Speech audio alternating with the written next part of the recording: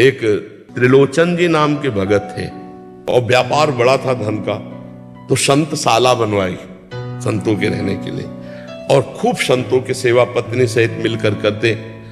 अब उनके मन में आया कि अगर कोई एक नौकर ऐसा मिल जाए जो संतों की मन की बात जानकर उनको भोजन पवाए।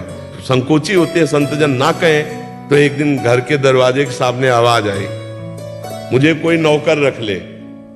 भगवान, स्वयं भगवान, ये भक्तमाल ग्रंथ में लिखा हुआ है। उनका पेमेंट कुछ नहीं, बस भोजन। तो बोले आप संत सेवा कर लोगे? बोले इसकी तो हमें पुरानी आदत है, संत सेवा कर ले की तो हमारी पुरानी आदत है। क्या नाम है तुम्हारा? तो बोले वैसे हमको लोग अंतर्यामी कहते हैं। शर्त ये थी उनकी, उन्होंने कहा कि हम जितना भंडारा होगा सब संतों को हम पवाएंगे, दूसरे की जरूरत नहीं, लेकिन हमारा भोजन तुम्हारी पत्नी बना के हमें पवाएगी। और बोले तुम्हारी पत्नी पीसेगी वो पवाएगी, पर किसी से कहेगी नहीं, और जिस दिन कह देगी उस दिन मैं चला जाऊंगा।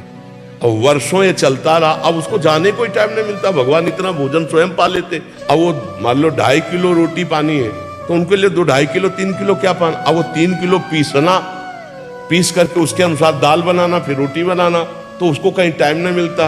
एक दिन समय निकाल कर पड़ोस में गई तो पड़ोसन ने कहा कि बहुत दुबरा गई हो।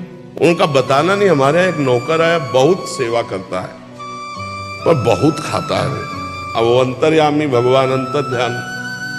अब जब आए तो देखा त्रिलोचन जी ने पत्नी से कहा कि वो आज तक नहीं गए, इसका मतलब आपने किसी से कहा क्या?